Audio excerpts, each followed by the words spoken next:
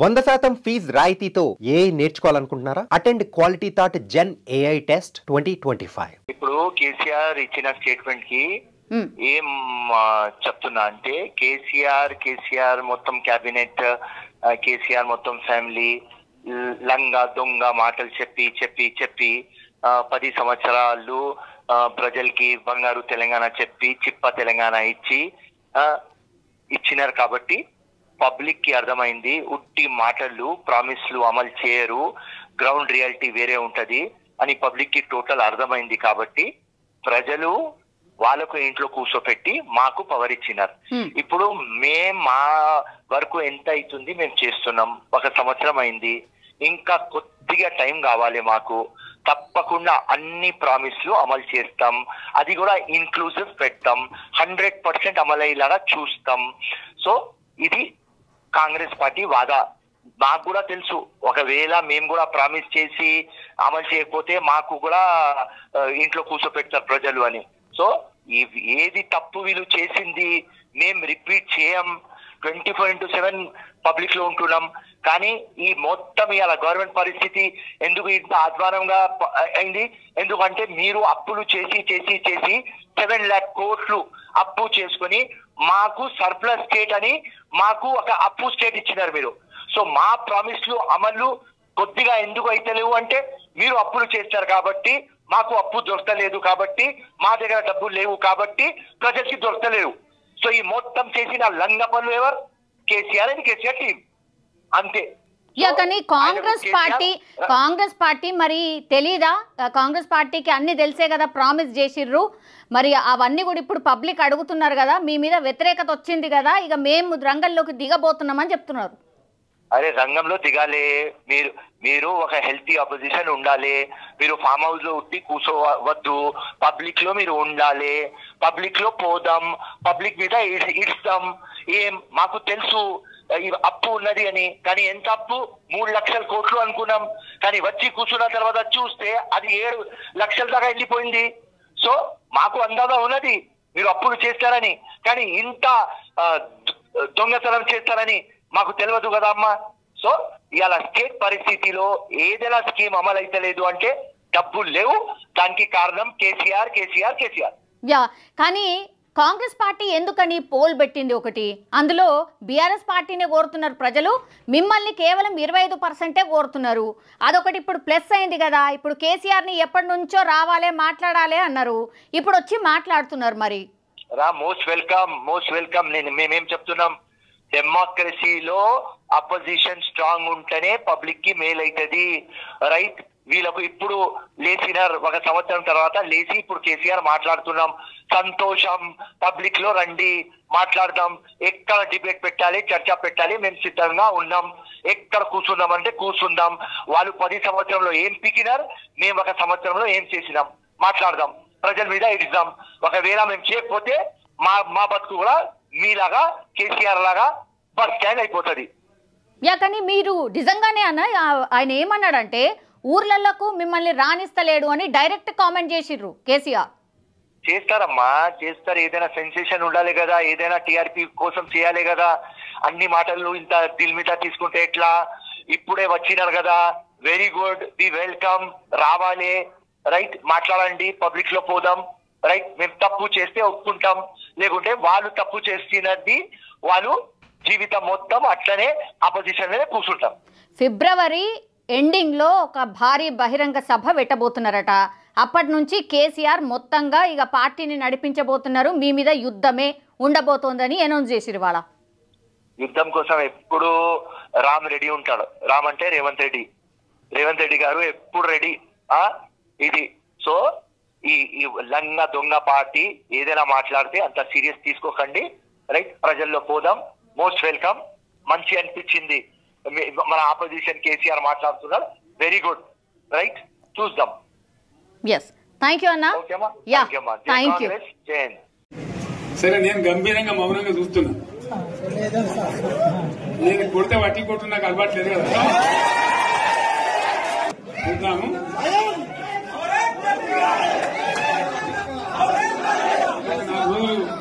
కానీ అన్నట్టుగా నేను చూస్తా ఉన్నా. కానీ మనోళ్ళందరూ కూడా ప్రతిపాదిస్తుంది ఏంటంటే ఒక సంవత్సరం జరిగిపోయింది. సంగమేశ్వర ఆన్నే పన్నది, బసవేశ్వర ఆన్నే పన్నది, పాలమూరు ఉత్పత్తుల పథకం ఆన్నే పన్నది, కాళేశ్వరం అట్లా ఎండబెడుతున్నారు. ఇవన్నీ అన్యాయాలనే కాబట్టి ఫిబ్రవరి నెలాఖరులో ఒక పెద్ద బహిరంగ సభ పెట్టాలి, ఇలా కథ చూడాలి అని జరుగుతూ ఉంది. ఆల్రెడీ ఫిరోజ్ ఖాన్ కాంగ్రెస్ కి సంబంధించిన లీడర్ రియాక్షన్ మనం చూసాం. ఇప్పుడు బీఆర్ఎస్ కి సంబంధించిన లీడర్ కరాటే రాజు గారు అందుబాటులో ఉన్నారు. కరాటే రాజు గారు, మీ లీడర్ చాలా రోజుల తర్వాత బయటకు వచ్చిర్రు. ఐ థింక్ ఫస్ట్ ఖుషి ఉండింటది కదా మీకు? నమస్తే అండి. నమస్తే. ఖుషి అంటే మా ముఖ్యమంత్రి గారు ఒక ప్రజల వ్యక్తి అండి. ఒక ప్రభుత్వానికి వచ్చిన తర్వాత ప్రజలకు కాంగ్రెస్ పార్టీ ఏం చేస్తుందని చెప్పేసి ఇన్ని సంవత్సరాలు వేచి చూసినటువంటి ఒక గొప్ప మహానేత. చేద్దాము, అవకాశం ఇద్దాము, అవకాశం ఇచ్చిన తర్వాత కాంగ్రెస్ పార్టీ పైన ప్రజల తీర్పు ఏ రకంగా ఉంటది, కాంగ్రెస్ పార్టీ పాలన పైన ప్రజల యొక్క మార్కులు ఏ విధంగా ఉంటాయి, సరే ఒకవేళ మంచిగా చేస్తారా చెడు చేస్తారా, ఈ ఓటములు గెలుపులు తెలంగాణ రాష్ట్రంలో గానీ రాజకీయాలలో కామన్ ఏ రకంగా ఉంటదని చెప్తే వ్యవస్థ మొత్తం కూడా కుప్పకూలిపోయింది. ఎక్కడ కూడా లేదు. తెలంగాణ రాష్ట్రంలో బీహార్ లాంటి పరిస్థితులు ఏర్పడ్డాయి. రోజు హత్యలు, ఆత్మహత్యలు, అత్యాచారాలు, ఉదయం నుంచి రాత్రి దాకా హైదరాబాద్ నడిబొడ్డులో కూడా కత్తులు తీసుకొని తలవార్లు తీసుకొని చచ్చిపోయినటువంటి పరిస్థితులు. ఏ క్షణంలో ఎవరు ఎక్కడ చేస్తారో తెలియదు, ఏ క్షణం ఎక్కడ దాడి జరుగుతుందో తెలియదు. ఏ క్షణం అంటే లా అండ్ ఆర్డర్ మొత్తం గాలికి వదిలేసి, గురుకులాలు మొత్తం కూడా గాలికి వదిలేసి, కేసీఆర్ గారి పాలనలో ఎవరెస్ట్ శిఖరం ఆకాశాన్ని అధిరోహించే పనులుండే. అప్పుడు తెలంగాణ యొక్క పతాకాన్ని ఆకాశం అంతా ఎత్తుకు తీసుకుపోతే రేవంత్ రెడ్డి గారు ఏం చేశారంటే అదే తెలంగాణ పథకాన్ని తెలంగాణ పేరును పాడపైన ఎక్కించిండు. ఇది పరిస్థితి. What is the difference between KCR and Revanth Reddy and మీరు నచ్చకనే మీరు ఓడిపోయినరు, మీరు అపోజిషన్ లో కూర్చున్నారు. ఇప్పుడు రేవంత్ రెడ్డి వచ్చిండ్రు. 10 ఏళ్ల పాలన చూసి విసిగెత్తే కదా ప్రజలు కాంగ్రెస్ వైపు పోయినరు. అప్పుడే సంవత్సరం లోపలనే ఇంత వ్యతిరేకత మీరు ఎక్స్పెక్ట్ చేసిరా? సౌమ్యారెడ్డి గారు, నేను ఒక మాట చెప్తాను. నేను చెప్పిన మాట కాదు, అరిస్టాటిల్, మాకియావెల్లి, పెద్ద పెద్ద రాజకీయ తత్వవేత్తలు చెప్పినటువంటి మాట మీకు ఒక చెప్తానండి. మనిషి ఆశాజీవి, మనిషి సంఘజీవి. మనిషికి ఆశ ఏముంటదంటే మనం రోజు బిర్యానీ పెట్టినా అవతల ఇంకా మంచిగా పెడతామని అంటే వాళ్ళని నమ్మి ఆశిస్తారు. అట్లా అని చెప్పేసి మనం చీకొట్టడం అని కాదు. అది ప్రజలను ఆశల పల్లకిలో మోపి నీకు ఇంటి దగ్గరనే తులం బంగారం పంపిస్తా, నీకు ఇంట్లో ఆడవాళ్లకు ఉన్నటువంటి వాళ్లను నీకు అత్త అయితే అత్త, కోడలైతే కోడలు, బిడ్డ అయితే బిడ్డ 2500 ఇస్తా, ముసలి వాళ్ళని నా కడుపులో పెట్టుకొని చూసుకుంటా, ఇప్పుడైతే మీకు 2000, రేపైతే 4000 వస్తాయి. రైతులు మొత్తం కూడా రేవంత్ రెడ్డి మన కేసీఆర్ పాలనలో బాగలేరు, నా పాలన వస్తే నేను రైతు రుణమాఫీతో పాటు రైతు భరోసా కింద మీకు 15,000 ఎకరాకి ఇస్తా అని చెప్పేసి మాట్లాడినటువంటి మాటలు, డేట్లు, డెడ్ లైన్లు పెట్టినటువంటి చరిత్ర కాంగ్రెస్ పార్టీ. ఈ రోజు కాంగ్రెస్ పార్టీకి డెడ్ లైన్ పెట్టేసి రైతులు తెలంగాణ ప్రాంతంలో. నేనేమంటున్నానంటే ప్రజలను ఆశల పల్లకిలో మోపి ప్రజలందరినీ కూడా ముందుకు తీసుకెళ్లి ఈ రోజు అన్ని రంగాల్లో ఫెయిల్ అయిపోయిండు రేవంత్ రెడ్డి గారు. అందులేడు ఇందు లేడు, అన్నిట్లో ఫెయిల్, ఎక్కడ పోయినా ఫెయిల్. జీరో అవగాహన, పరిపాలన పైన జీరో అవగాహన, లా అండ్ ఆర్డర్ పైన జీరో అవగాహన, గురుకులాల పైన జీరో అవగాహన, విద్య పైన, వైద్యం పైన ప్రతి దగ్గర కూడా జీరో అవగాహన, జీరో పాలన. తెలంగాణ రాష్ట్ర జీడిపి భవిష్యత్తు కాలంలో వాయువేగంతో కిందికి వచ్చినా కూడా మనం చెప్పాల్సినటువంటి ఇది ఉంటుందండి. అంటే పరిస్థితి ఎట్లా ఉందంటే రేవంత్ రెడ్డి గారి పాలన గుడ్డెద్దు పోయి షేర్లో పడ్డట్టే ఉంది తప్ప ఇంకేం లేదు. మరి మొత్తం అప్పుల రాష్ట్రంగా మార్చేసిండ్రు. అప్పులు తీర్చడానికే మొత్తం అంటే డబ్బులే సరిపోతలేవు, కొత్త అప్పు ఉడతలేదు. ఏం చేయాలా, ఎట్లా చేయాలని ఆలోచన చేస్తున్నామని చెప్తున్నారు కదా, ఒకటి సరి చేసుకుంటా పోతున్నామని చెప్తున్నారు కదా, అవేమి జరగట్లేవంటారా? ఈ రాష్ట్ర ముఖ్యమంత్రికి, ఆర్థిక శాఖ మంత్రికి సిగ్గుండాలండి. నేను ఈ పదం వాడుతున్నందుకు క్షమించాలి. సిగ్గుండాలి వీళ్ళకు. ఎవరండి వీళ్ళు? గత ప్రభుత్వంలో ప్రతిపక్షంలో ఉన్నది ఎవరండి? గతంలో కాగ్ నివేదికలు చదివింది కంట్రోలర్ ఆడిటర్ జనరల్ గాని? గతంలో ఎవరండి పిఎస్సికి సంబంధించినటువంటి పనులు చేసింది గాని? అంటే పిఎస్సికి సంబంధించి లెక్కలు చూసింది మీరు, కాగ్ రిపోర్ట్ మీరే అన్నారు. ఇగో ఇన్ని అప్పులని ఉన్నారు, మీరే అప్పుడు గుడ్డిగాడు పడుకోవడానికి పోయారు. మరి రాష్ట్రంలో అప్పులు ఉన్నాయి సంగతి మీకు తెలియదా? ఓ 3-4 లక్షల కోట్లు. మరి మీరేం చేస్తున్నారండి? మీరేం అప్పు చేయకుండా ఈ రాష్ట్రాన్ని ఏమైనా చేస్తున్నారా? మీరేం చేస్తున్నారండి? మీరేం వెలగా పెడుతున్నారని? ఈ ఒక్క సంవత్సరంలో మీరు వచ్చినటువంటి 13-14 నెలల కాల వ్యవధిలో మీరు చేసినటువంటి అప్పుల చెప్పమంటారా చిట్ట 1,35,000 కోట్ల రూపాయలు చేసి ఏం చేసిరండి? మీరు ఏం కొత్త ప్రాజెక్ట్ కట్టిర్రు?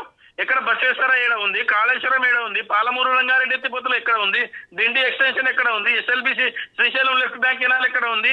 చిన్న 100-200 కోట్లు ఖర్చు పెడితే కల్వకుర్తి, నెట్టెంపాడు, భీమా, కోయల్ సాగర్ ప్రాజెక్టులు పండుకొనే ఉన్నాయి కదా. సరే, ఇప్పటి వరకు మీ లీడర్ రాలేదండి. జస్ట్ ఒక సర్వే అయిన తర్వాతనే మీ లీడర్ బయటకు వచ్చిండు. ఎందుకని?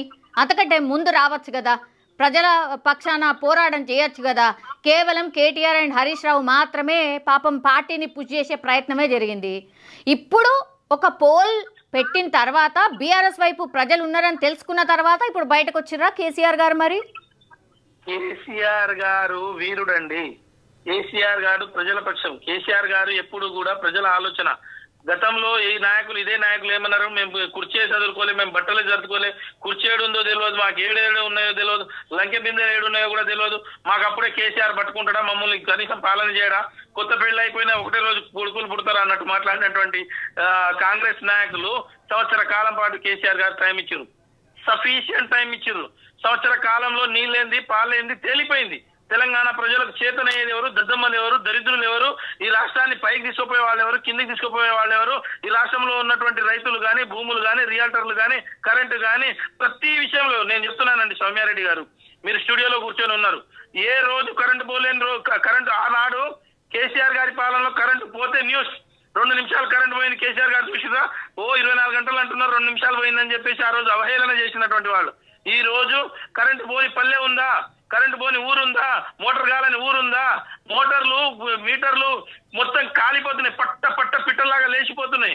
మోటార్లు లేవు, మీటర్లు లేవు. పాతకాలం ఇందిరాకాలం లాంటి వాళ్ళు చెప్పారు అప్పుడే అన్నాడు, ఇందిరా లాంటి పాలన తెస్తా, ఇందిరాకాలం. నిజమే అనుకున్నాం మేము.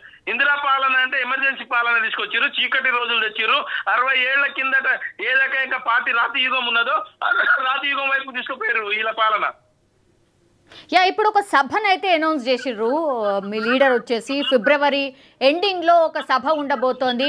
అప్పటి నుంచి క్షేత్రస్థాయిలో ఆర్ మీకు అందుబాటులో కేసీఆర్ ఉండబోతున్నారని అనుకున్నారా? అండ్ సభ ఎందుకు, ఏ ఉద్దేశంతో పెట్టబోతున్నారు సభ?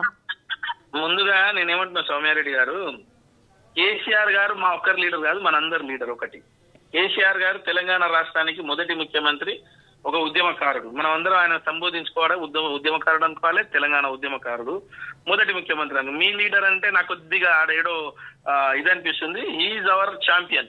సో నేనేమంటున్నా అంటే ఫిబ్రవరి చివరి నాటికి తెలంగాణ రాష్ట్రంలో ప్రజల యొక్క ఆకాంక్షను తెలపడానికి, తెలంగాణ ప్రజలు అనుకున్నటువంటి వ్యవస్థను ముందుకు తీసుకుపోవడానికి, అన్ని రంగాల్లో విఫలమైన తెలంగాణ కాంగ్రెస్ పార్టీని కానీ, తెలంగాణ ముఖ్యమంత్రిని కానీ, అన్ని రంగాల్లో కూడా చిమ్మ చీకటికి, అంటే ఏదైతే చీకటి రోజులను గుర్తు చేస్తున్నటువంటి ఈ పాలనను వాళ్ళను కళ్ళు తెరవడానికి, వాళ్ళకి ఏదైతే తెలంగాణ ప్రజలు మ్యాండేట్ ఇచ్చిర్రో పరిపాలన చేయమని చెప్పేసి, వాళ్ళను ఏది చేయాలని చెప్పేసి ప్రజలను ఇంకొక శంకారావం పూరించడానికి కేసీఆర్ గారు ఒక శంకారావాన్ని ఉదిరు.